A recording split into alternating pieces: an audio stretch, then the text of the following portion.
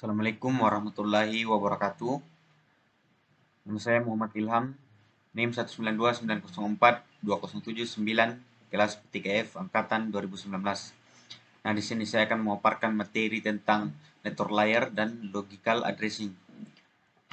Nah, jadi network layer ini adalah lapisan ketiga dari bawah dalam model referensi jaringan OSI. Lapisan ini bertanggung jawab untuk melakukan beberapa fungsi pengamatan logis dan melakukan pemetaan routing terhadap paket-paket melalui jaringan, mentransfer data, membuat dan mengonfirmasi penerimaan, dan mengeset ulang koneksi. Ada 3 fungsi utama dari network layer ini. Yang pertama adalah path determination, yaitu untuk menentukan rute yang ditempuh paket dari sumber ke tujuan. Kemudian ada switching, memindahkan paket dari input router ke output router beberapa arsitektur jaringan. Network layer berfungsi juga untuk mengendalikan operasi subnet. Masalah desain yang penting adalah bagaimana caranya menentukan rute pengiriman paket dari sumber ke tujuannya. Penyelamatan logis dalam melakukan pemetaan terhadap paket-paket melalui jaringan, membuat dan menghapus koneksi dan jalur koneksi antara dua model dalam sebuah jaringan, transfer data, membuat dan menginformasi penerimaan dan ngeset ulang koneksi. Lapisan jaringan juga menyediakan layanan connection dan connection oriented terhadap lapisan transport yang berada di atasnya. Lapisan jaringan juga melakukan fungsinya secara erat dengan lapisan fisik dan lapisan data link dalam banyak implementasi protokol dunia nyata. Dalam jaringan berbasis TCP/IP, alamat IP digunakan di dalam lapisan ini. Logical address mengidentifikasi kedua segmen jaringan dan address piranti itu sendiri, walaupun piranti mempunyai address fisik.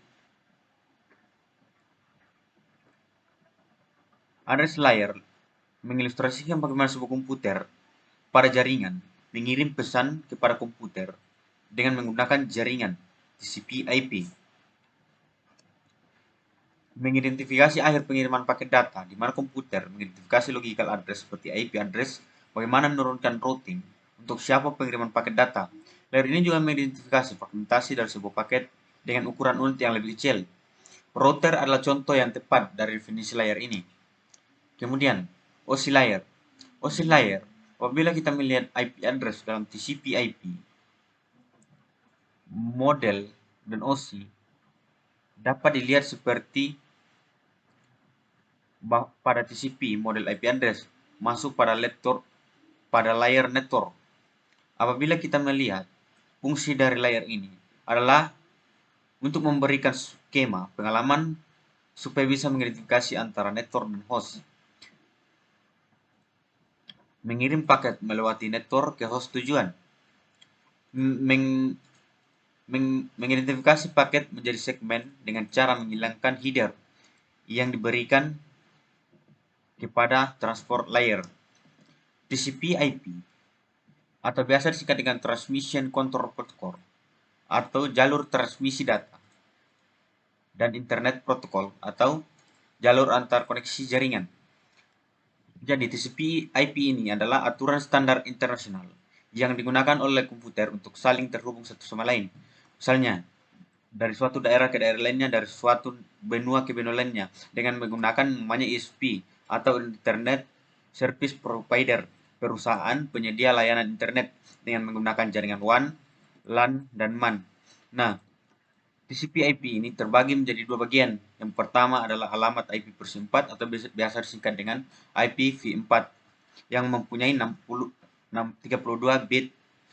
Kemudian ada IP versi 6 atau biasa disingkat dengan IPv6 yang mempunyai 128 bit. Nah, secara umum IP versi 4 ini terbagi menjadi 5 kelas. Kelas A, B, C, D, dan E. Nah, yang paling umum digunakan adalah kelas C. Kemudian IP versi 6 biasa digunakan untuk kebutuhan khusus, seperti digunakan oleh perusahaan karena gabungan dari beberapa angka dan huruf. Nah, itulah tadi pembahasan mengenai network layer. Kurang lebihnya mohon dimaafkan. Wabillahi taufiq wal hidayah. Wassalamualaikum warahmatullahi wabarakatuh.